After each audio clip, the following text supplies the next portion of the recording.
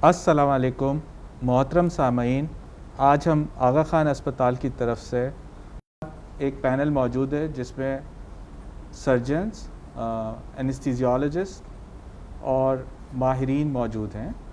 सबसे पहले मैं अपने पैनल से एक दरख्वास्त करूँगा कि अपने आप को तारुफ़ कराएं। बिस्मिल्लाहिर्रहमानिर्रहीम। अस्सलाम वालेकुम। मेरा नाम सैयद शहाबुद्दीन है। मैं आगा खान अस्पताल में हार्ट सर्जन हूँ। अस्सलामुअलैकुम, मेरा नाम कैरनसा नदीम है और मैं मैनेजर OR एनेस्थीसिया हूँ। मेरा नाम डॉक्टर शाहिद शफ़ी है और मैं आगा खान अस्पताल का चीफ़ एग्जीक्यूटिव ऑफिसर हूँ। मेरा नाम हसनैन ज़फ़र है। मैं आगा खान अस्पताल में सर्जन हूँ और chief quality and patient safety officer हूँ। मेरा नाम डॉक्टर शहरियार नूरदीन है और मैं आगा खान हॉस्पिटल में ऑर्थोपेडिक सर्जन हूँ। मेरा नाम डॉक्टर शहजाद शमीम है। मैं यहाँ पे न्यूरो सर्जन हूँ जो कि दिमाग और रीढ़ की हड्डी के अमराज का इलाज करते हैं। मेरा नाम असल लतीफ़ है और मैं आगा खान अस्पताल में चेयर ऑफ एनेस्थीसिया हूँ। शुक्रिया बहुत बहुत। आज का प्रोग्राम हमने इस तरह तरतीब किया है कि सर्जरी से मुताल्लिक़ तकरीबन तमाम शोबे के माहिरीन यहाँ पे मौजूद हैं और वो आपके सवालात का जवाब देंगे। साथ साथ चूँकि इस वक्त हमारे पास कोविड की वबा मौजूद है, उसके मुताल्लिक़ हमने अस्पताल में जो इंतज़ामात किए हैं ताकि आपके ख़दशात रफ़ा कर सकें और अस्पताल को किस तरह सेफ़ बनाया जाए ताकि जब आप अस्पताल में आएँ तो किसी किस्म का ख़तरा ना हो, उसके मुताल्लिक़ भी जवाब देंगे। मैं अपने प्रोग्राम का आगाज़ करूँगा हमारे पहले सवाल से, जिसमें हमसे पूछा गया है कि मेरा हिप की सर्जरी होनी है, यानी कूल्हे की हड्डी की सर्जरी होनी है और मुझे इस वक्त डर लग रहा है कि मैं सर्जरी कराऊं या ना कराऊं। मैं दरख्वास्त करूंगा डॉक्टर शहरियार से कि वो इसका जवाब दें। एट आवर हॉस्पिटल हम सबसे हाईएस्ट प्रीमियम सेफ्टी पे रखते हैं for our patients and our health care workers. और हमने जब से ये कोविड का फर्स्ट वेव आया था तब से जो है हम इस प्रोसेस से गुज़रे थे और अभी जैसे जैसे टाइम गुज़रता गया है हमने अपने प्रोसेसेस को मॉडिफाई किया है। And I am very confident कि हमारे जो प्रोसेसेस हैं वो बिल्कुल ही इस तरह से हैं कि ये एक हमने कोविड फ्री एनवायरनमेंट बनाया हुआ है ताकि इस तरह की जो इलेक्टिव सर्जरीज़ हैं उसमें पेशेंट्स को किसी किस्म की कॉम्प्लिकेशंस ना हो। इसकी एक पर्सनल एग्जांपल मैं आपको यूँ दे सकता हूँ कि इसी हफ्ते, बल्कि इसी हफ्ते के पीर को मैं अपनी अम्मी को एक प्रोसीजर के लिए इसी हॉस्पिटल में लाया था। So we are very confident कि जिस तरह से हमने जो प्रोसेसेस हैं उसकी quality of the high standard हैं और इंशाल्लाह कोई ऐसे ख़तरे वाली बात नहीं है कोविड की टाइम्स में सर्जरी कराने के लिए। शुक्रिया शहरियार। खैरुन्निसा, आप ऑपरेशन थिएटर के इंचार्ज हैं। आप क्या हमें बताएंगी कि आपने ऑपरेशन थिएटर में क्या क्या तब्दीलियाँ की हैं ताकि हमारे ऑपरेशन थिएटर सेफ़ हो सकें? कोविड के टाइम में जब हमारे पास पेशेंट्स आए थे तो हमने इस बात को यकीनी बनाया है कि हमारा सारा स्टाफ WHO की और हमारे इन्फेक्शन कंट्रोल डिपार्टमेंट की जो गाइडलाइंस हैं, ग्लविंग, गाउनिंग, मास्क और जो भी बीमारी के दौरान या मरीज़ की देखभाल के दौरान जो भी PPEs यूज़ करने हैं वो यूज़ कर रहा है। हमने अपने OR को इस तरह से सेट किया हुआ है कि उसका जो एयर की सर्कुलेशन है और हवा की जो रुख है वो उसको पेशेंट की जो भी आता है उस वक्त और जो भी उसके डिज़ीज़ प्रोसेस हैं या कोई भी बीमारी का जो है उसके मुताबिक वो जो हवा की सर्कुलेशन है वो चेंज हो जाती है। उससे हमने ये ज़रूर इंश्योर किया है कि इससे हमारे स्टाफ और हमारे पेशेंट्स सेफ़ रहें और जो SOPs हमें प्रोवाइडेड किए गए हैं वो हमारे स्टाफ उसको फॉलो करें। शुक्रिया खैरुन्निसा। असद, आप एनेस्थीसिया के चेयर हैं, आपका पेशेंट की सेफ्टी में बड़ा कलीदी किरदार है। आप हमें बताएंगे कि कोविड के ज़माने में आप कैसे इंश्योर करते हैं कि जो इस मरीज़ ने हमसे सवाल पूछा है कि क्या खुदा न खास्ता उसको अस्पताल आने से कोविड तो नहीं लग जाएगा? जी बिल्कुल, शुक्रिया डॉक्टर हसनैन। ये बहुत ही अहम सवाल है। मरीज़ की जो देखभाल के अंदर एनेस्थीसिया का काफ़ी रोल होता है। इसके अंदर हम ना सिर्फ सर्जरी के दौरान और सर्जिकल मसाइल से मरीज़ को हम बचाते हैं, बल्कि कोविड के लिहाज से भी काफ़ी एहतियात की जाती है। हमारे जैसे खैरुल ने जिक्र किया, हमारे OR स्पेशली डिज़ाइन है ऐसी बीमारियों के लिए, एयरबोर्न डिजीज़ के लिए, और हम OR के अंदर एनेस्थीसिया के लिहाज से भी पूरी एहतियात करते हैं with the latest equipment, PPE and taking care of patients pre and post op. हमने बल्कि प्रायर टू सर्जरी और आफ्टर सर्जरी भी इनका अलग इंतज़ामात रखे हुए मरीज़ों के, जिनमें कोविड सस्पेक्टेड हो या फिर कंफर्म्ड हो, ताकि वो जनरल मरीज़ों के साथ उनसे इंटरजेक्शन ना हो, कोई मिलावट ना हो। उसके अलावा एनेस्थीसिया के लिहाज से हर कमरे की सफाई और देखभाल उसी तरह की जाती है ताकि सस्पेक्टेड कोई ट्रांसमिशन हो भी ना सके। शुक्रिया डॉक्टर असद। अगला सवाल गुर्दे की पथरी से मुताल्लिक़ है। इसमें सवाल किया गया है कि मेरे गुर्दे में पथरी है, क्या इसका ऑपरेशन करके निकलवाना ज़रूरी है? इसका जवाब मैं ही दूंगा, और जवाब ये है कि गुर्दे में पथरी होना इस बात का, गुर्दे में पथरी होने की वजह से गुर्दे का ऑपरेशन कराना ज़रूरी नहीं होता। इस सूरत में कराने की ज़रूरत होती है जब सिम्टम मौजूद हो।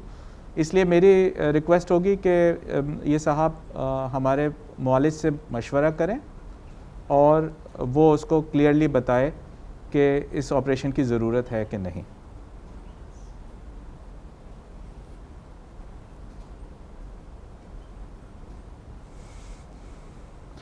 अगला सवाल एक ऐसे मरीज़ से मुताल्लिक़ है जिन्हें कुछ अरसे पहले कोविड का मर्ज़ लाहक हुआ और उसके बाद उनको एक हार्ट अटैक हुआ। हार्ट अटैक के बाद दिल के डॉक्टर ने एडवाइस की है कि ऑपरेशन होना चाहिए, मगर अभी मरीज़ को मशवरा दिया गया है एनेस्थीसिया टीम की तरफ से और सर्जन की तरफ से कि कुछ अरसे इंतज़ार किया जाए। ये मरीज़ हमसे सवाल पूछ रहे हैं कि ये इंतज़ार करना क्यों ज़रूरी है। तो डॉक्टर शहाब, आप इसके मुताल्लिक़ मशवरा देंगे? जी शुक्रिया।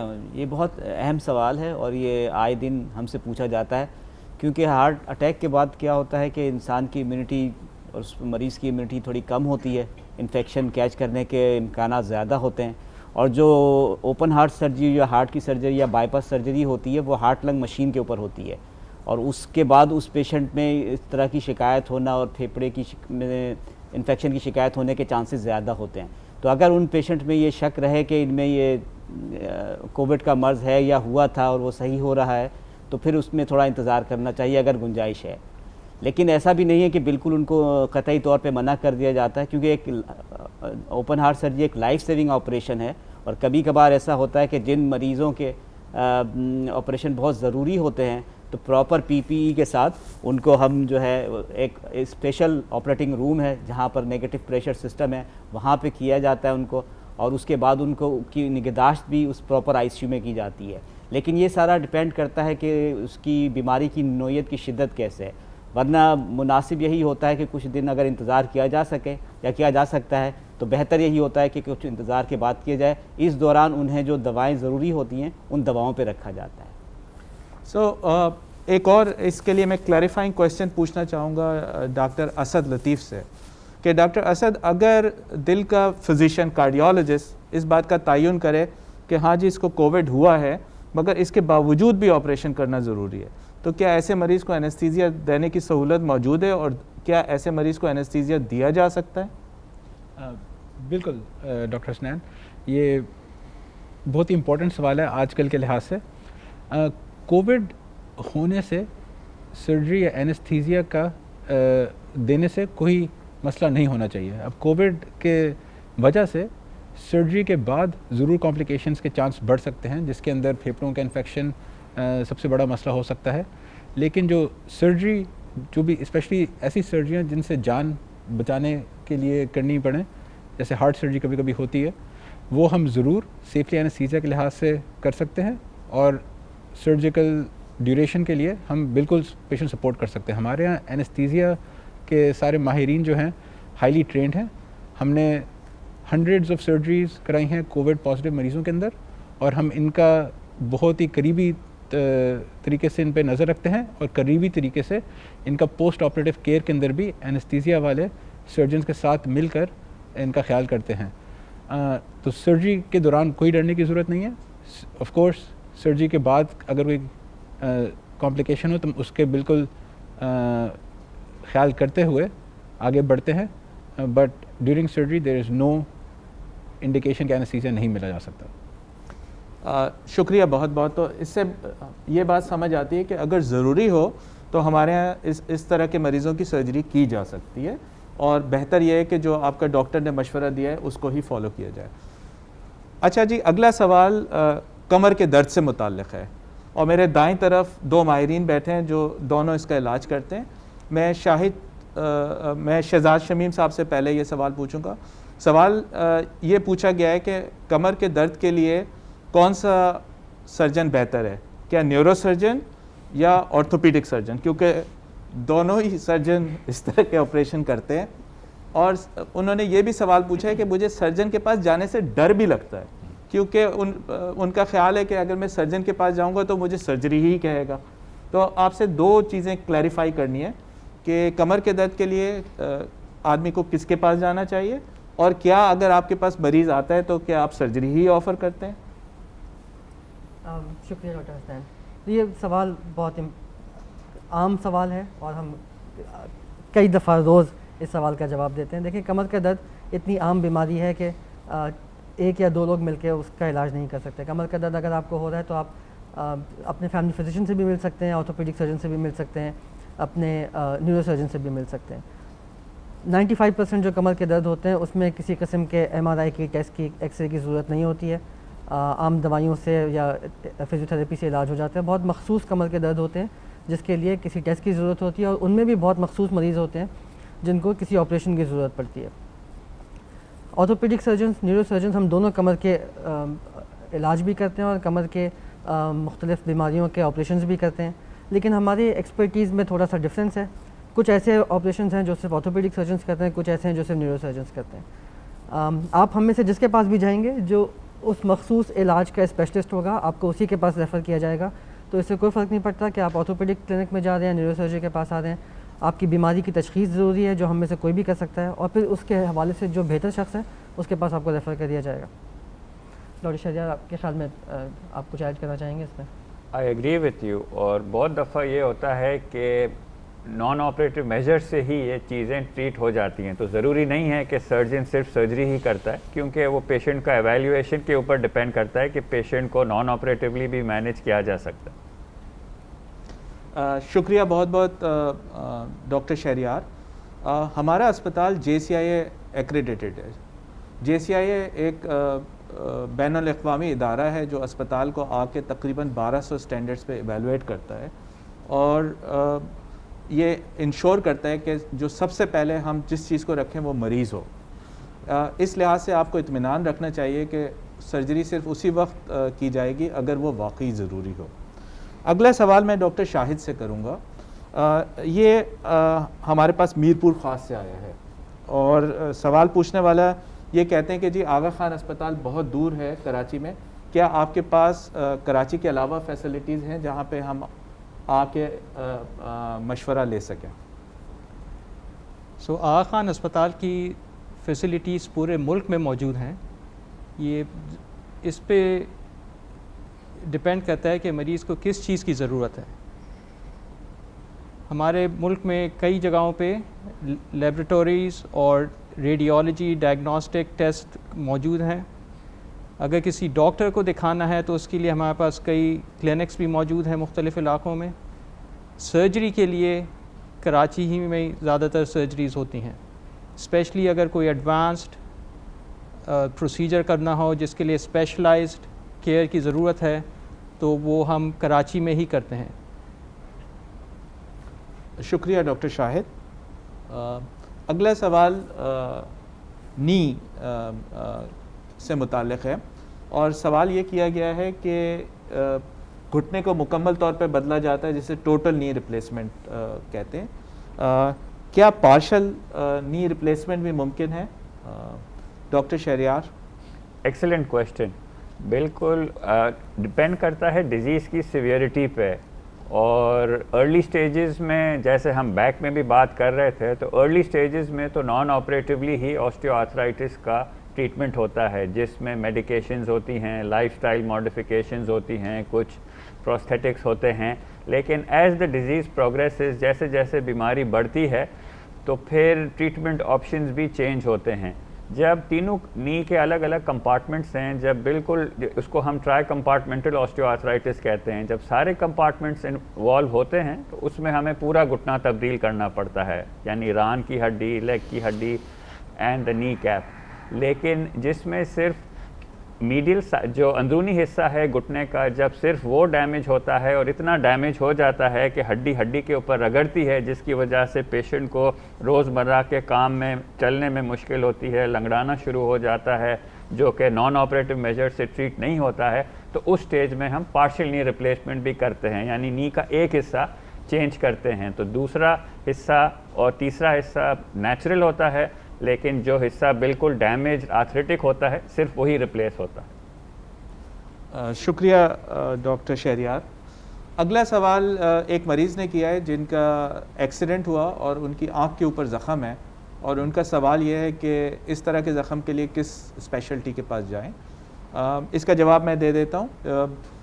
आम तौर पे इस तरह के ज़ख़म को जनरल सर्जन्स या प्लास्टिक सर्जन्स देखते हैं। आप किसी से भी टाइम लेके मशवरा ले सकते हैं। अगला सवाल अस्पताल के इंतज़ामी उमूर से मुताल्लिक़ है। मैं डॉक्टर शाहिद शफ़ी को कहूँगा कि इसका जवाब दें। सवाल ये है कि कुछ दिन पहले मेरा एक्सीडेंट हुआ था और मैं बाल बाल बच गया, मगर अगर मुझे अस्पताल आना पड़ता तो क्या आपकी एमरजेंसी में इस वक्त ऐसी फैसिलिटी है कि आप मेरा इलाज करते? ख़ास तौर पे अगर मुझे ऑपरेशन की ज़रूरत पड़ती तो क्या ऑपरेशन हो सकता था? तो उसका जवाब है यस। हमारा जो इमरजेंसी रूम है वो 24 घंटे खुला रहता है। हमारे पास सारे specialist, surgical specialist, medical specialist, intensive care units, dozer, operating rooms, ये सब चीज़ें 24 घंटे मौजूद होती हैं। तो जिस मरीज़ को जब भी किसी किस्म के इलाज की ज़रूरत हो, हम उसके लिए बिल्कुल हाजिर हैं, बिल्कुल मौजूद हैं, जब भी ज़रूरत हो, जिस किस्म की भी ज़रूरत हो। शुक्रिया डॉक्टर शाहिद। इसके बाद अगला सवाल ये है कि मुझे कुछ हफ्ते पहले गन शॉट इंजरी हुई थी और कूल्हे के पास एक ज़ख़म है जिससे पानी रसता है। इसके मुतालिक मैं क्या करूं? डॉक्टर शहरियार।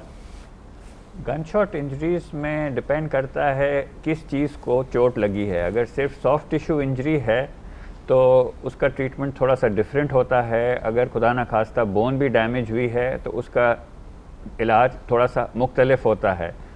डिस्क्रिप्शन से ऐसा लग रहा है कि पॉसिबली सॉफ्ट टिश्यू इंजरी ही है, तो और अगर कोई फ्लूइड रस रहा है तो पॉसिबिलिटी होती है इन्फेक्शन की। तो इसीलिए ये ज़ख़म को इवेल्यूएट करवाने की ज़रूरत है, ताकि अगर खुदा न खास्ता उसमें कोई इन्फेक्शन है तो उसको ट्रीट किया जाए। शुक्रिया डॉक्टर शहरियार।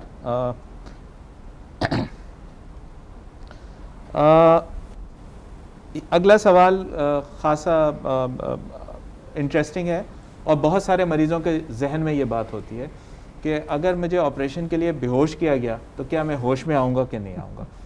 तो डॉक्टर असद, आप हमें ये बताएंगे कि आजकल का एनेस्थीसिया कितना सेफ़ है? अगर किसी आदमी को बेहोश किया जाता है तो क्या चांसेस हैं खुदा न खास्ता कि वो होश में ना आए? शुक्रिया डॉक्टर हसनैन। ये एक बहुत ही आम सवाल है और ये हमारे कौम के दिल में एक खौफ होता है। इसमें हम सब कभी ना कभी गुजर चुके हैं। मेरे अपने वालिदैन और ख़ानदान वाले भी ऐसे सवाल करते हैं। देखें, बेहोशी का आलम जो एनेस्थीसिया होता है एक मेजर मेडिकल स्पेशलिटी है। इसके अंदर हमारे सारे माहिरीन और डॉक्टर जो हैं हाईली ट्रेंड होते हैं, जिन्होंने 5 से 7 साल ट्रेनिंग की होती है सिर्फ इसी शोबे के अंदर। हमारे सारे जो डॉक्टर हैं इसके FCPS क्वालिफाइड हैं या फिर बैनुल-अक़वामी डिग्रियाँ हासिल की हुई हैं मेरी तरह, और इन सब का स्पेशलाइजेशन ही इसी चीज़ में हुई है। एनेस्थीसिया का अब ज़माना because of modern medicine and because of modern equipment बहुत ज़्यादा सेफ़ हो गया। मैं ये कहूँगा कि probably one of the safest procedures and specialties in the world now. Especially जिस तरह हमारे monitors हैं उनके बनिस्बत बहुत ज़्यादा सेफ़ हो गया है. जब भी मरीज़ मुझसे ऐसा सवाल पूछते हैं मैं उनको समझाता हूँ कि एनेस्थीसिया में मेजर कॉम्प्लिकेशंस जो दिल पे ज़्यादा ज़ोर पड़ना, हार्ट अटैक होना, दिमाग पे ज़ोर पड़ना, स्ट्रोक, या फिर खुदा न खास्ता मौत का बहुत ही कम है. 1 in 1000 चांस होता है किसी भी कॉम्प्लिकेशन का. अगर आप पूरी दुनिया की डेटा देखें, आम तौर पे मैं इस तरह समझाता हूँ कि आपका रिस्क घर से निकलकर गाड़ी का एक्सीडेंट होने का ज़्यादा है बनिस्बत एनेस्थीसिया का कोई बड़ी कॉम्प्लिकेशन होने का. ऑफ कोर्स ये सब कुछ डिपेंड करता है मरीज़ पे, सर्जरी की शिद्दत पे और बाकी कंडीशन के ऊपर. लेकिन आम सर्जरी के लिए जो छोटी मोटी सर्जरियाँ और आम सर्जरियाँ होती हैं, पित्ते की, हर्निया की या फिर ऐसी चीज़ों की, इससे ज़्यादा कोई सेफ़ चीज़ नहीं हो सकती है. शुक्रिया डॉक्टर असद. ये बहुत ही रीअश्योरिंग है हमारे मरीज़ों के लिए कि आगा खान अस्पताल में एनेस्थीसिया का शोबा इंतहाई सेफ़ है और हम हर साल हज़ारों मरीज़ों को सेफली एनेस्थीसिया देते हैं. अगला सवाल गर्दन के दर्द से मुताल्लिक़ है और मैं डॉक्टर शहजाद शमीम से रिक्वेस्ट करूँगा कि वो जवाब दें. मरीज़ ने पूछा है कि मेरे गर्दन की मोहरे की हिल गया है अपनी जगह से और बड़ी शिद्दत का दर्द है. इस सूरत में उसके लिए क्या मशवरा है, क्या किया जाए? शुक्रिया.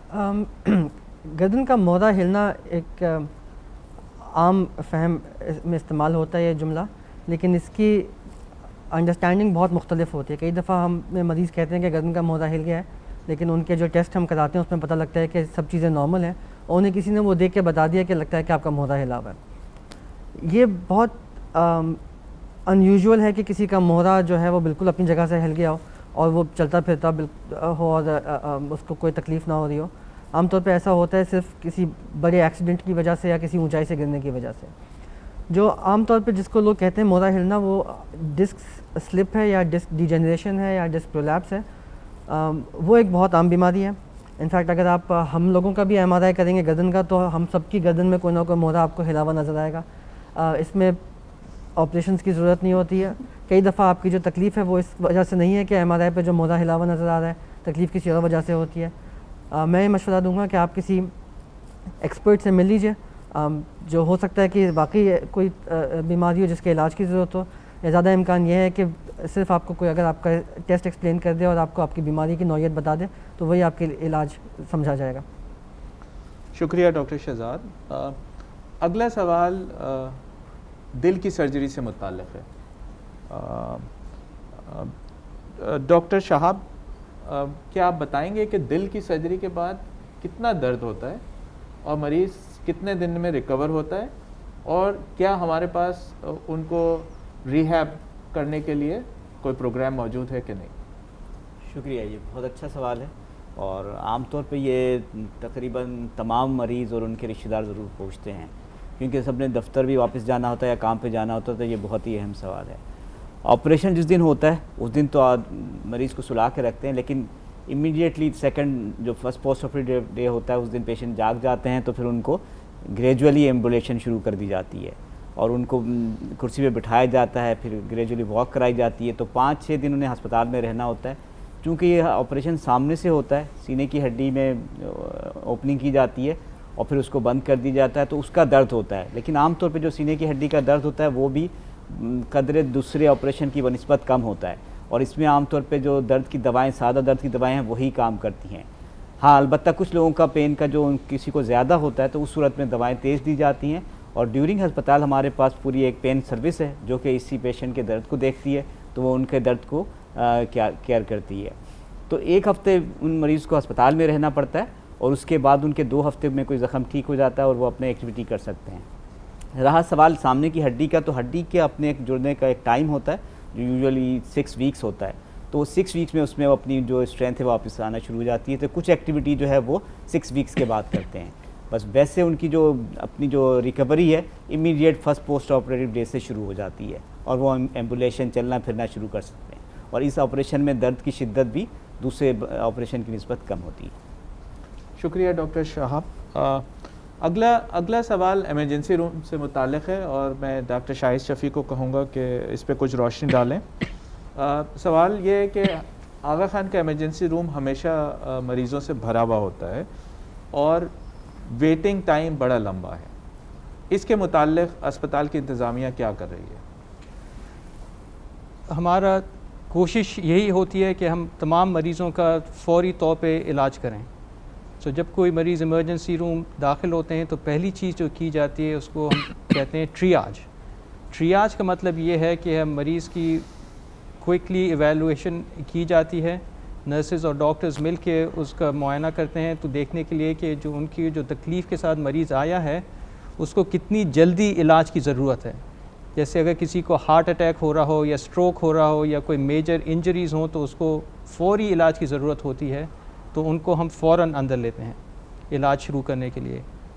उस सूरत हाल में अगर हमारे और कोई मरीज़ ऐसे हों जिनके इलाज थोड़ी देर के लिए ठहर सकता है तो उन लोगों को हम कहते हैं कि आप थोड़ा ठहर जाइए, लेकिन जैसे ही जगह बनती है इमरजेंसी रूम के अंदर हम उनको फ़ौरन अंदर ले आते हैं। हमारी कोशिश मुकम्मल तौर पे यही होती है कि हम फ़ौरी तौर पे सारे मरीज़ों को इलाज करें, जैसे ही वो यहाँ आएँ उसी वक्त उनको इलाज करें। शुक्रिया डॉक्टर शाहिद। अगला सवाल ब्रेन की सर्जरी से मुताल्लिक़ है और सवाल करने वाले पूछ रहे हैं कि उनके दिमाग में एक ट्यूमर है और उन्होंने सुना है कि इस तरह की सर्जरी अब जागे हुए मरीज़ में भी की जा सकती है, तो क्या ऐसा मुमकिन है? जी बिल्कुल, अब ऐसा मुमकिन है। दिमाग के ट्यूमर कई तरह के होते हैं। उसमें कुछ ट्यूमर ऐसे होते हैं जो कि दिमाग के बाहरी हिस्से पे होते हैं, जिसमें आप किसी भी एनेस्थीसिया में जिनका ऑपरेशन कर सकते हैं। लेकिन कुछ ख़ास ट्यूमर होते हैं वो दिमाग के ऐसे हिस्सों के बहुत नज़दीक होते हैं जिसमें अगर आप ट्यूमर की मार्जिन्स में बहुत करीब जाएं तो इंसान के वाइटल फंक्शंस को आप डैमेज कर सकते हैं। तो उन ऑपरेशंस में अब दुनिया भर में ये होता है कि दुनिया भर में बल्कि कुछ अच्छे सेंटर्स में ये होता है कि मरीज़ को जागता रख के उनके दिमाग के मुख्तलिफ़ हिस्सों को स्टिमुलेट करके वो हम चेक करते हैं, देखते हैं कि कौन सा दिमाग का हिस्सा क्या फ़ंक्शन परफॉर्म करता है और उस फंक्शन को जितना ज़्यादा प्रोटेक्ट कर सकें उसको प्रोटेक्ट करके ट्यूमर को निकालते हैं। देखा ये गया कि इस टेक्निक से आप आम ऑपरेशंस के मुकाबले में ज़्यादा सेफली और ज़्यादा अच्छे तरीके से ब्रेन ट्यूमर सर्जरी कर सकते हैं। ये फैसिलिटी हमारे पास अब कुछ सालों से मौजूद है और अब हम लगभग 200-250 के करीब ऑपरेशन ऐसे कर चुके हैं। और लेकिन ये बात ध्यान में रखें कि हर मरीज़ जिसके ब्रेन में ट्यूमर है उसको इस ऑपरेशन से वो फ़ायदा नहीं होता जो जिस मकसद के तहत ये ऑपरेशन किया जाता है। तो आपके कहने का मकसद ये है कि सर्जन तो हर मरीज़ के लिए ये बेस्ट इलाज नहीं है। ज़्यादातर मरीज़ वो होते हैं जिनको सुला के भी आप उतनी सेफ्टी ऑपरेशन कर सकते हैं। कुछ ख़ास मरीज़ जिसमें इस टेक्निक से आप ज़्यादा फ़ायदा पहुंचा सकते हैं, उन मरीज़ों को हम ये एडवाइस करते हैं। शुक्रिया डॉक्टर शहजाद। अगला सवाल फिर से ऑपरेशन थिएटर से मुताल्लिक़ है और खैरुन्निसा मैं आपसे कहूँगा कि इसका जवाब दीजिए। मरीज़ को एक पॉलिप का ऑपरेशन बताया गया है और मरीज़ का सवाल ये है कि जब वो ऑपरेशन थिएटर में आएगा तो उसका नर्सिंग के हवाले से किस तरह से ख्याल रखा जाएगा और क्या चीज़ है जो हमें आगा खान अस्पताल का ऑपरेशन थिएटर मुनफरिद है बनिस्बत दूसरी जगहों पे। जैसे ही मरीज़ हमारे पास हॉस्पिटल में आता है, आने से पहले जब हमारे पास पेशेंट की बुकिंग आती है तो उस वक्त से ही हमारी मरीज़ के साथ कोऑर्डिनेशन स्टार्ट हो जाती है। हम लोग मरीज़ से उसकी बीमारी के मुतल्लिक एक हमारे यहाँ से कॉल जाती है जहाँ पे हम पेशेंट्स को सारा बताया जाता है, उसको पूरी एजुकेशन दी जाती है कि किस टाइम से उस पेशेंट को एनपीओ रखना है, किस टाइम्स के पेशेंट को हमारे पास हॉस्पिटल में रिपोर्ट करना है, कहाँ पे रिपोर्ट करना है और किस तरह से आना है और क्या क्या तैयारियाँ करनी है। ये एक मुनफरिद सिस्टम है जो ऑलरेडी हमारे पास मौजूद है। इसके बाद मरीज़ को जब हमारे पास OR में हम मरीज़ को लेते हैं तो हमारी ट्रेन्ड नर्सेज जो हैं वो पेशेंट का ख्याल रखती हैं। वहाँ पे हमारा जो OR का स्टाफ है वो पेशेंट के प्रोसीजर्स और पेशेंट की डिज़ीज़ के मुतालिक वो बहुत ही ट्रेंड और सर्टिफाइड स्टाफ मौजूद होता है जो पेशेंट की पूरी क्रिटिकल मॉनिटर कर रहा होता है। नर्सिंग स्टाफ के साथ साथ डॉक्टर्स और एनेस्थीसिया की टीम वहाँ पे 24/7 मौजूद होती है जो इस बात को यकीनी बनाती है कि हमारा जो मरीज़ है वो हमारे सेफ हैंड्स में रहें। जब पेशेंट का ऑपरेशन हो जाता है उसके बाद मरीज़ को हम लोग रिकवरी में शिफ्ट करते हैं। हमारे रिकवरी की एक्सपर्ट नर्सेज होती हैं जो पेशेंट की दिल की धड़कन, सांस की रफ्तार और बुखार और उसकी सर्जरी की जो साइट है वो और पेशेंट की ओवरऑल जनरल कंडीशन है जिसका वो कंटिन्यूस मॉनिटरिंग कर रही होती है।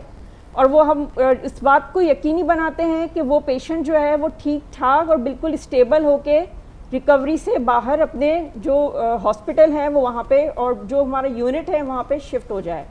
उस यूनिट के बाद जब वो वहाँ से जब पेशेंट यूनिट के अंदर शिफ्ट होता है उसके बाद वहाँ की यूनिट की नर्सेज सर्जिकल ट्रेंड नर्सेज होती हैं जो इस बात को यकीनी बनाती है कि पेशेंट डिस्चार्ज सेफली और स्टेबल कंडीशन में पेशेंट डिस्चार्ज हो। और डिस्चार्ज होने के बाद भी हमारे हॉस्पिटल के अंदर जो सबसे जो आप एक बोल सकते हैं कि मुनफरिद चीज़ है कि हमारा मरीज़ के साथ राब्ता ख़त्म नहीं होता। हमारी हॉटलाइन नंबर्स हैं जिस पे हम मरीज़ को at the time of discharge देते हैं। डिस्चार्ज के टाइम पे पेशेंट की पूरी केयर, डिस्चार्ज टीचिंग्स होती हैं, घर पे ज़ख़म का ख्याल कैसे रखना है, घर पे किस तरह एक्सरसाइज कौन कौन सी करनी है और क्या क्या एहतियात करनी है उसकी पूरी टीचिंग दी जाती है। और उसके बाद वक्फन हम मरीज इस बात का पेशेंट को कॉल करके हम लोग इस बात को यकीनी बनाते हैं कि पेशेंट घर पे स्टेबल है और इन केस कि अगर खुदा न खास्ता पेशेंट के साथ कोई इमरजेंसी हो तो हम इनको हिदायत देते हैं कि आप फ़ौरन हमारे इमरजेंसी में तशरीफ़ लाएँ या फिर हमारी हॉटलाइन पे हमसे कांटेक्ट करें। खैरुन्निसा, एक सप्लीमेंट्री क्वेश्चन है इससे मुताल्लिक़, क्योंकि ये मरीज़ों के जहन में बड़े खदशात होते हैं कि ऑपरेशन के इख्तिताम पे कोई इंस्ट्रूमेंट मरीज़ के अंदर तो नहीं रह गया या दाएं पित्ते की सर्जरी, दाएं गुर्दे की सर्जरी के बजाय बाएं गुर्दे की सर्जरी तो नहीं होगी। इसके तदारुक के लिए आपने क्या इंतज़ाम किए हैं?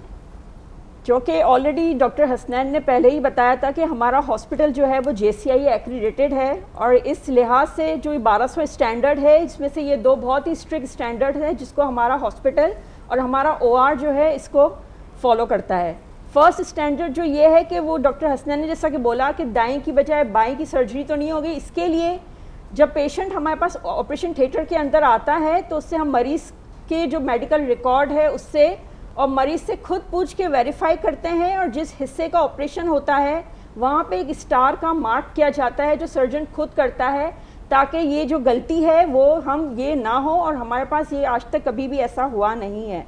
दूसरा जो है कि कोई इंस्ट्रूमेंट या फिर कोई गॉस पीस या कॉटन बॉल जो अक्सर सुनने में आया है बाहर के एरियाज़ में कि ये पेशेंट के पेट के अंदर या पेशेंट के किसी ज़ख़म के अंदर रह जाते हैं, इसके लिए हमारे OR के अंदर ये प्रोसेस है कि पेशेंट का ज़ख़म बंद करने से पहले हमने जितने भी इंस्ट्रूमेंट्स खोले होते हैं या फिर जितने भी हमने पेशेंट के ऊपर गॉस पीस या कॉटन यूज़ किया होता है उसकी हम पूरी काउंटिंग करते हैं और काउंटिंग करके बहुत ज़ोर आवाज़ में हम इसको रिपीट करते हैं और सबको बताते हैं कि भाई ये इतने इंस्ट्रूमेंट थे और अब इतने हैं।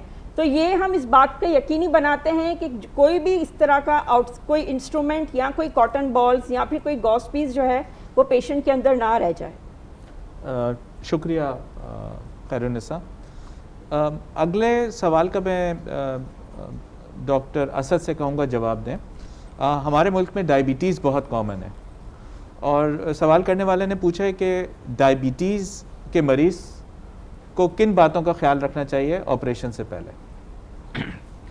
जी शुक्रिया। सो डायबिटीज़ काफ़ी कॉमन है। प्री ऑपरेटिवली हिदायत दी जाती हैं जो सर्जरी और स्पेशली हमारे एनेस्थीसिया क्लियरेंस के वक्त दी जाती हैं कि मरीज़ को क्या एहतियात करनी है। हर मरीज़ और हर सर्जरी फ़र्क होती है, लेकिन जनरली हर सर्जरी के लिए एक NPO या रखना पड़ता है ताकि मरीज़ सर्जरी पहले ना खाए। डायबिटीज़ के लिए कुछ गुंजाइश होती है कि किस तरह आप अपने शुगर को कंट्रोल रखें और चेक करें सर्जरी से पहले, और किस तरह अपनी डायबिटीज़ की दवाइयों को एडजस्ट करें सर्जरी से पहले, ये अकाउंट करने के लिए कि आप उससे निहाल मुँह सर्जरी के लिए आते हैं।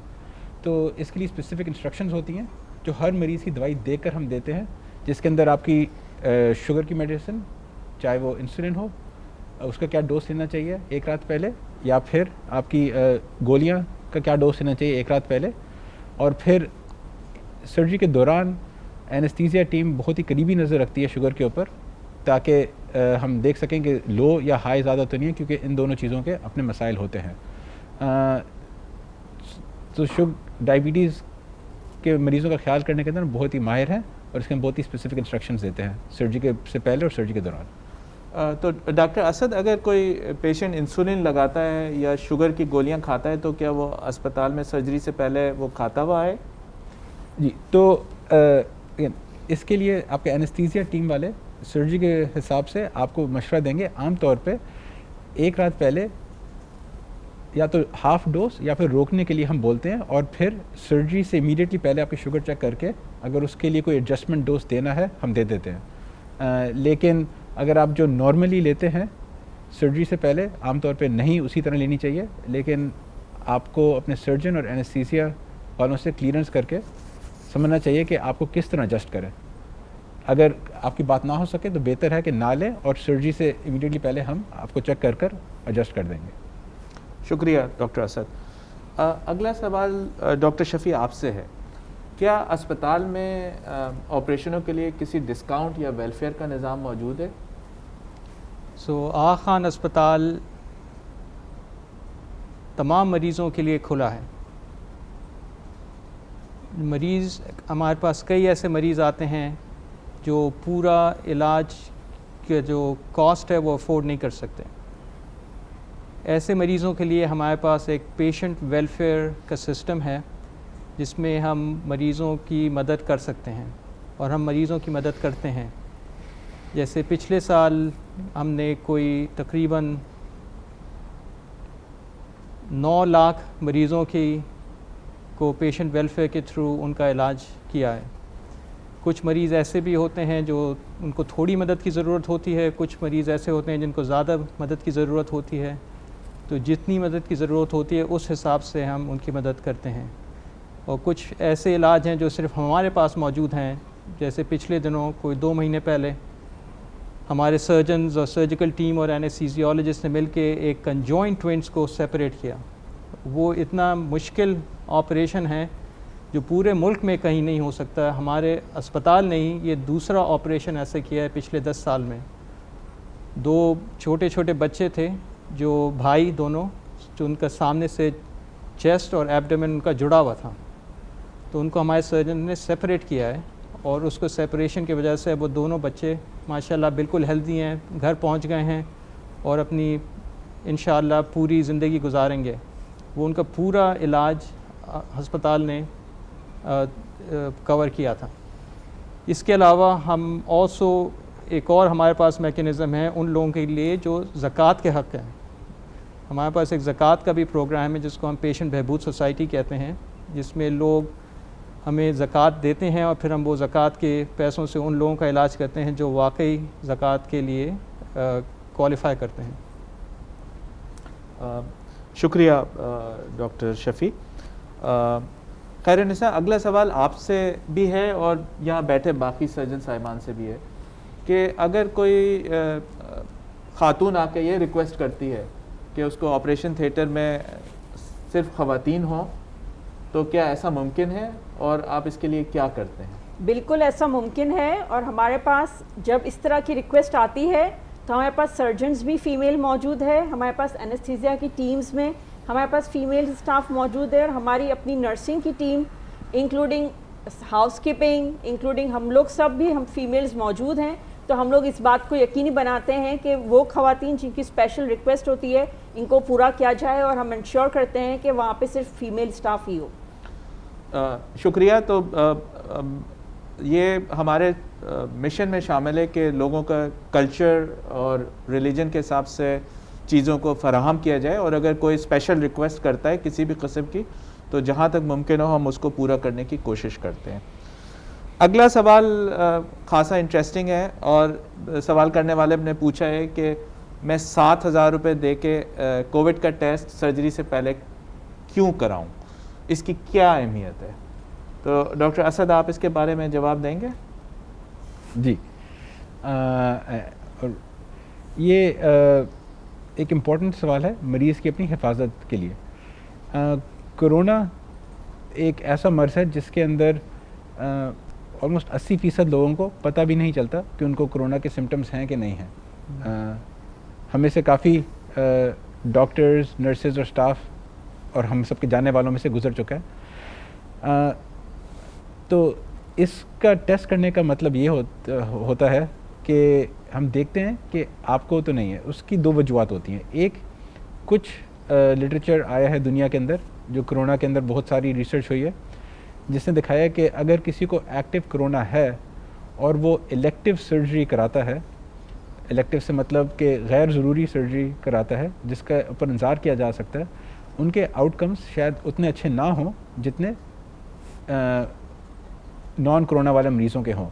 तो अगर आपको इत्तफाकन कोरोना है और आप कोई छोटी सर्जरी, नॉन एसेंशियल सर्जरी जैसे कोई पाँव की सर्जरी या करा रहे हैं, उनके आउटकम्स, कॉम्प्लिकेशन के रिस्क आगे जाके कोरोना बिगड़ने के ज़्यादा होते हैं बनिस्बत उनको जिनको कोरोना ना हो।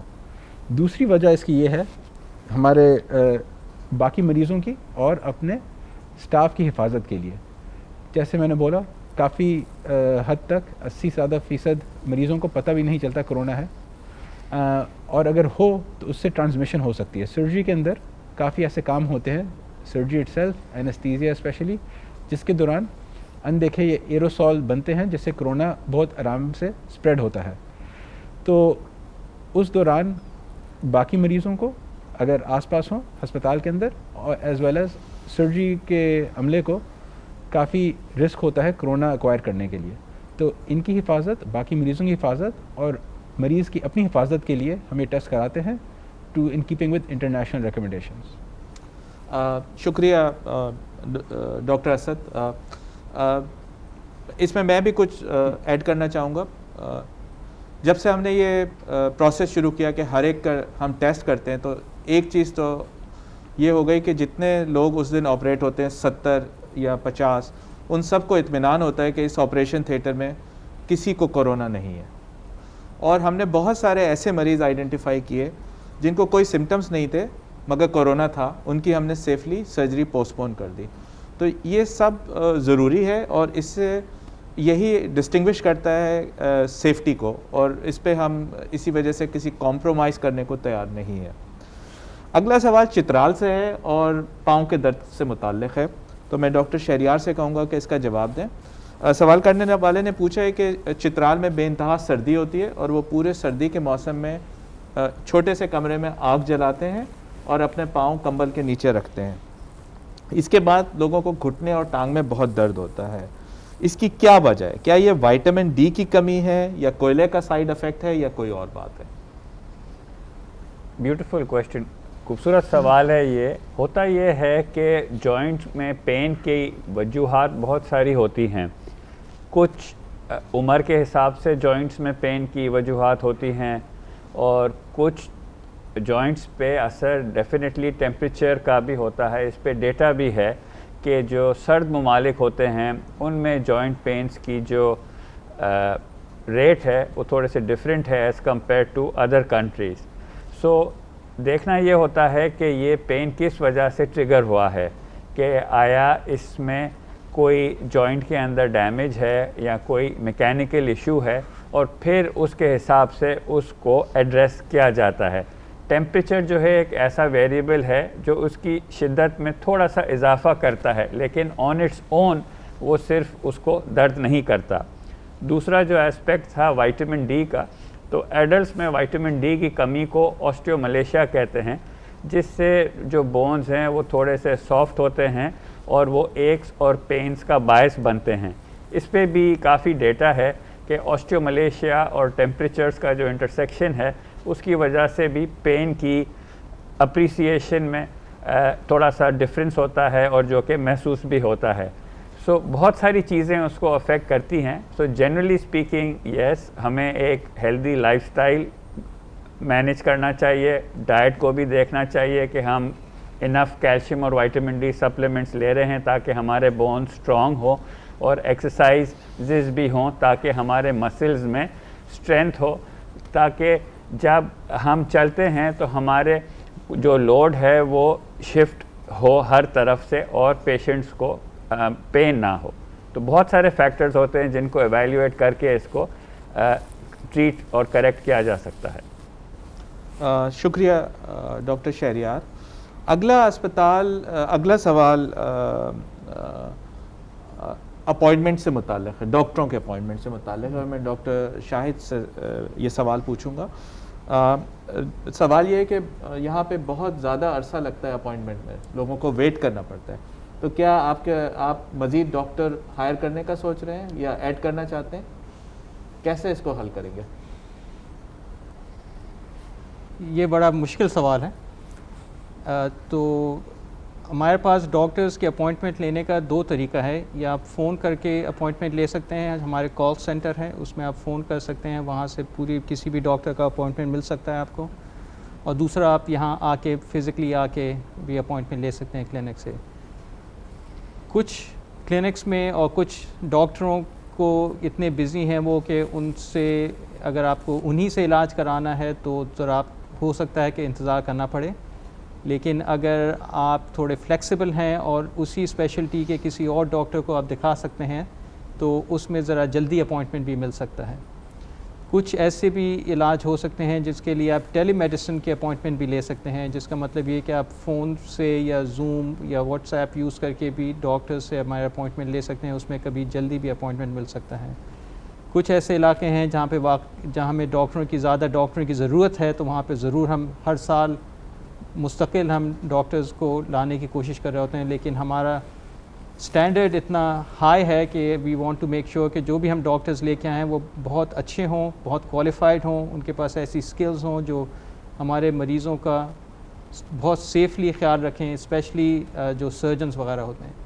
तो हमारी मुस्तकिल कोशिश यही होती है कि जितने हमारे मरीज़ हैं उनकी हम जितनी भी ज़रूरत है हम उसको पूरा करें और जल्द से जल्द पूरा करें।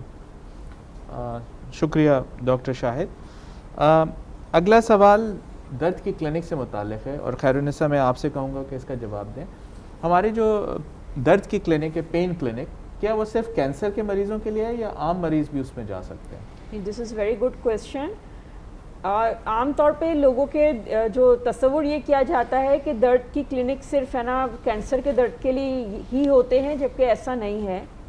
दर्द के क्लिनिक्स जो हैं वो स्पेशली सिर्फ दर्द कैंसर ही नहीं, बाकी हर किस्म के दर्द, चाहे वो घुटनों का दर्द हो, चाहे कमर का दर्द हो, ठीक है, या फिर पेशेंट के कैंसर का पेन हो, ठीक है, या पेशेंट की गर्दन में दर्द हो, ठीक है, हर किस्म का दर्द जो 3 महीने से ज़्यादा का है, ठीक है, और वो ठीक नहीं हो रहा है इलाज से, आप हमारी पेन क्लिनिक के अंदर कांटेक्ट कर सकते हैं। शुक्रिया खैरुन्निसा। ये सवाल हमारे पास गुजरानवाला से आया है, और एक साहब ने पूछा है उनके बेटे को ब्रेन का ट्यूमर है और वो उसके मुतालिक मशवरा करना चाहते हैं हमसे, मगर गुजरानवाला से इस वक्त आना मुमकिन नहीं है। तो क्या आपके पास कोई और तरीक़ा है जिसके ज़रिए से आप ये मशवरा दे सकें? डॉक्टर शहजाद, आप इसके बारे में क्या कहते हैं? जैसा डॉक्टर शाहिद शफ़ी ने आपको एक्सप्लेन किया, हमारे यहाँ अपॉइंटमेंट लेने के 2 तरीके होते हैं, या तो आप यहाँ पे आके हमसे मिल लें, या फिर ये कि आप गुजरांवाला से भी हमारे डॉक्टरों से बात कर सकते हैं। उसका तरीका ये होता है कि उसकी अपॉइंटमेंट का प्रोसेस वही है कि आप फ़ोन करके अपॉइंटमेंट लें, लेकिन आप उनको मेंशन करें कि आप टेली कंसल्टेशन चाहते हैं। इसमें होता ये है कि आपको किसी भी सॉफ्टवेयर के ज़रिए, चाहे जूम है, चाहे किसी और सॉफ्टवेयर के ज़रिए, फ़ोन पे या वीडियो चैट पे आपके जो स्पेशलिस्ट हैं उनसे आपकी मुलाकात हो जाती है, और वीडियो चैट पे जो आपसे सवाल जवाब भी हो जाता है, और अगर बच्चे का मुआयना करना है तो वो भी वीडियो चैट पे हो सकता है। इसी तरह जो आपकी तशख़ीस हुई है ब्रेन ट्यूमर की, वो यकीनन किसी न किसी MRI या CT स्कैन पे हुई होगी, तो वो जो उसके स्कैन हैं वो हम आपसे या तो इसी तरह किसी सॉफ्टवेयर के थ्रू मंगवा लेते हैं, या हम आपसे रिक्वेस्ट करते हैं कि उसकी CD या फिल्में हमें कोरियर कर दें, और इस तरीके से वो स्कैन हम यहाँ देख लेते हैं। इनफैक्ट अगर आप चाहें तो आपका केस हम अपने बोर्ड में भी डिस्कस कर सकते हैं, आपको बच्चा लाए बगैर, और अगर उसका फ़ैसला होता है उसका इलाज हम तजवीज़ करना है, वो भी हम आपको गुजरांवाला में रहते हुए टेली कंसल्टेशन के ज़रिए ही आपको तजवीज़ कर सकते हैं। और ये हम फैसिलिटी आप कई सालों से कर रहे हैं, और आप ये काफ़ी डेवलप हो गई है, और हर स्पेशलिटी की, ना सिर्फ ब्रेन ट्यूमर्स बल्कि हर स्पेशलिटी के आप इलाज अब टेली कंसल्टेशन के ज़रिए कर सकते हैं। शुक्रिया डॉक्टर शहजाद। अगला सवाल क्लिनिक से मुताल्लिक़ है। और मरीज़ ने सवाल किया है कि आप क्या चीज़ें कर रहे हैं कि मैं क्लिनिक में आऊँ और मुझे क्लिनिक में कोविड ना लग जाए। इसका जवाब मैं देता हूँ। हमने अस्पताल में बहुत सारे इंतज़ामात किए हैं जिसमें लोगों को क्लिनिक के अंदर आने को लिमिट किया है। तो आपने हमारे अस्पताल में जगह जगह पोस्टर्स लगे हुए देखे होंगे कि मरीज़ के साथ क्लिनिक में सिर्फ एक आदमी अलाउड है। इसके अलावा हर क्लिनिक से बाहर हमने एक स्क्रीनिंग डेस्क लगाई है जहाँ पे हम आपसे सवाल पूछते हैं, और अपॉइंटमेंट सिस्टम को हमने इस तरह से चेंज किया है कि क्लिनिक में बहुत ज़्यादा रश ना हो। इसके अलावा अस्पताल के अंदर मास्क पहने बगैर आने पे मुकम्मल पाबंदी है। हमारा अमला इस पाबंदी को मास्क, शील्ड और बाकी चीज़ों को ख़ुद बहुत ख्याल रखता है। इसी तरह हमने अस्पताल की सफाई के निज़ाम को तब्दील किया है और अस्पताल को इस तरह साफ़ रखा है कि कोविड कम से कम फैले। कोविड के तमाम मरीज़ अस्पताल के एक ख़ास मुख्तस हिस्से में दाखिल होते हैं, बाकी पूरे अस्पताल के मरीज़ों को उनसे अलहदा रखा जाता है। ये तमाम चीज़ें इसके कोविड के तदारुक के लिए की गई हैं। अगला सवाल हार्ट की सर्जरी से मुताल्लिक़ है कि पेशेंट को हाइपरटेंशन यानी ब्लड प्रेशर भी है और डायबिटीज़ भी है और उनको ओपन हार्ट सर्जरी भी बताई गई है। मरीज़ के साहबजादे का ख्याल है कि वो इस तरह की सर्जरी बर्दाश्त नहीं कर सकते। डॉक्टर साहब, आप क्या मशवरा देंगे इस सूरत में? नहीं, ये बहुत अच्छा सवाल है और कई मरतबा तो ऐसा होता है कि लोग ये समझते हैं कि अगर हार्ट का बाईपास सर्जरी कराएंगे तो जो मरीज़ को जो शुगर की बीमारी है या जो ब्लड प्रेशर की बीमारी है वो भी साथ में ख़त्म हो जाएगी। लेकिन ये चूँकि तीनों अलग अलग किस्म की बीमारियां हैं और तीनों का अलग अलग इलाज होता है, तो ब्लड प्रेशर अपनी जगह रहेगा, लेकिन ये ब्लड प्रेशर और शुगर जो हैं ये एक रिस्क फैक्टर्स हैं दिल की बीमारी को जन्म देने वाली। तो दिल की बीमारी का चूँकि उसका ताल्लुक बराह रास्त इंसान की ज़िंदगी और मौत से होता है और वो आदमी रिस्क पे होता है हार्ट अटैक पे या जान जाने के, तो इसका इलाज बहुत ज़रूरी है। तो लोगों को चाहिए कि अपना दिल का इलाज कराएं, लेकिन साथ में जो ब्लड प्रेशर है उसके कंट्रोल की दवाई और शुगर के कंट्रोल की दवाई लेनी चाहिए। इसी तरह एक दफ़ा जब उनकी हार्ट की सर्जरी हो जाती है तो ये नहीं कि आपका सिर्फ दिल का ऑपरेशन हो गया तो बाकी चीज़ों को आप इग्नोर कर दें। ये जो ब्लड प्रेशर है और जो डायबिटीज़ है इसको कंट्रोल करना बहुत ज़रूरी है, क्योंकि ये वो रिस्क फैक्टर हैं जो कि दोबारा से इस बीमारी को बढ़ने में मददगार साबित हो सकते हैं। तो इनका तदारुक और इनका ख्याल रखना ऑपरेशन के बाद भी बहुत ज़रूरी है। और ये ऑपरेशन जो करते हैं वो जान बचाने के लिए, उसमें इन बीमारियों के होने से कोई फ़र्क नहीं पड़ता, बल्कि उसका ऑपरेशन करने से इनकी देखभाल में भी आसानी हो जाती है। तो एक दफ़ा अगर आपने दिल का ऑपरेशन करा लिया तो दिल की तरफ से इत्मीनान होने के बाद ब्लड प्रेशर और शुगर को कंट्रोल करना और आसान हो जाता है। शुक्रिया डॉक्टर साहब। अगला सवाल मैं डॉक्टर शाहिद से पूछूंगा। क्या आगा खान अस्पताल में गुर्दे और जिगर की पैबंदकारी का इंतज़ाम मौजूद है और क्या आप रोड ट्रैफिक एक्सीडेंट के केसेस लेते हैं? तो रोड ट्रैफिक एक्सीडेंट के केसेस बिल्कुल हम लोग उनका इलाज करते हैं। इमरजेंसी रूम में भी अगर वो एक्सीडेंट के फ़ौरन बाद आते हैं तो इमरजेंसी रूम में इनका इलाज होता है। कुछ ऐसे मरीज़ होते हैं जो कुछ दिनों के बाद आते हैं किसी ख़ास इलाज के लिए, जो जैसे कोई ख़ास फ्रैक्चर हो या कोई ख़ास सॉफ्ट टिश्यू इंजरी हो, उनके लिए हम क्लिनिक्स के थ्रू उनका इलाज करते हैं। इस वक्त हम लोग किडनी और रीनल ट्रांसप्लांट का प्रोग्राम नहीं कर रहे हैं, लेकिन हमारी तैयारी बहुत है उसके बारे में और इंशाअल्लाह कुछ अरसे में हम लोग शुरू करेंगे उसको। शुक्रिया। अगला सवाल कोविड की वैक्सीन से मुताल्लिक़ है जी। ये भी मैं आपसे ही पूछूंगा क्योंकि बाकी सारे सर्जन हैं यहाँ पे। क्या आगा खान में वैक्सीन आ गई है और अगर आ गई है तो क्या प्रोग्राम है इसके लोगों को लगाने का? तो इस वक्त पाकिस्तान में कोविड वैक्सीन नहीं आई है। पाकिस्तान की ड्रग रेगुलेटरी अथॉरिटी जो है, जिसको ड्रैप कहते हैं, जो सारी दवाएं रेगुलेट करती हैं जो मुल्क में आती हैं, उन्होंने 3 किस्म के कोविड वैक्सीन को अप्रूव किया है, लेकिन इस वक्त उन तीनों में से कोई भी अवेलेबल नहीं है मरीज़ों के लिए या हेल्थ केयर वर्कर्स के लिए। हमारी उम्मीद है कि वो जल्द से जल्द वो वैक्सीन यहाँ मिलेगा। लेकिन जब ये वैक्सीन आना शुरू होगा तो सबसे पहले जो हमारे हेल्थ केयर वर्कर्स हैं जो कि मरीज़ों का इलाज कर रहे हैं उनको वैक्सीनेट किया जाएगा। जब उनका वैक्सीनेशन हो जाएगा तो फिर उसके बाद हम आगे दूसरे मरीज़ों वगैरह के लिए भी अवेलेबल होगा। इस पे हम काफ़ी अरसे से काम कर रहे हैं। हमारी पूरी कोशिश ये है कि जितना जल्द से जल्द हमें गवर्नमेंट अलाउ करती है हम उसको वैक्सीन को इधर लेके आएंगे। शुक्रिया डॉक्टर शाहिद। अगला सवाल हिप यानी कूल्हे के ऑपरेशन से मुताल्लिक़ है। सवाल ये है कि मरीज़ को हिप का ट्रांसप्लांट बताया गया है, ट्रांसप्लांट से मैं समझता हूँ कि हिप रिप्लेसमेंट बताया गया है। क्या डॉक्टर शहरियार ये 100% रिकवरी होती है इस ऑपरेशन में? हिप रिप्लेसमेंट जो पहला सक्सेसफुल हुआ था वो 1969 में हुआ था, एंड ओवर द इयर्स ये इतना ब्यूटीफुली इवॉल्व हुआ है ये ऑपरेशन कि इस वक्त जो है पेशेंट की ये क्वालिटी ऑफ लाइफ बिल्कुल ही चेंज कर देती है। एंड इसमें होता ये है कि जो डिजीज़ हिस्सा है, जो हिस्सा ख़राब हो जाता है, जिसमें कोई बीमारी आ जाती है, उसको रिप्लेस करके एक जो ट्रांसप्लांट कह रहे हैं वो एक्चुअली एक हिप रिप्लेसमेंट है। जो डिजीज़ हिस्सा है उसको हम निकाल लेते हैं और उसकी जगह एक दूसरा जॉइंट डालते हैं।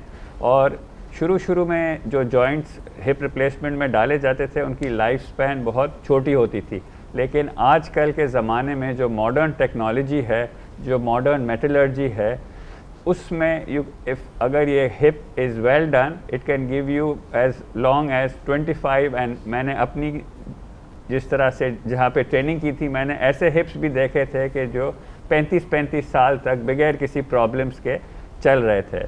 सो सर्जिकली जो अगर it is well done, well executed procedures can give you a very long life and you go back to your previous activity level. So it's a very good operation to get back to your normal life. शुक्रिया doctor Shahryar. Doctor Asad, अगला सवाल practical सवाल है। ये सवाल Covid test के मुताल्लिक़ है कि क्या कोविड टेस्ट अस्पताल में दाखिल होने से पहले करवाया जाता है या आप अस्पताल में दाखिल करके करते हैं? और जवाब आप मुख्तसरन दीजिएगा। दोनों तरीके से हो सकता है जी।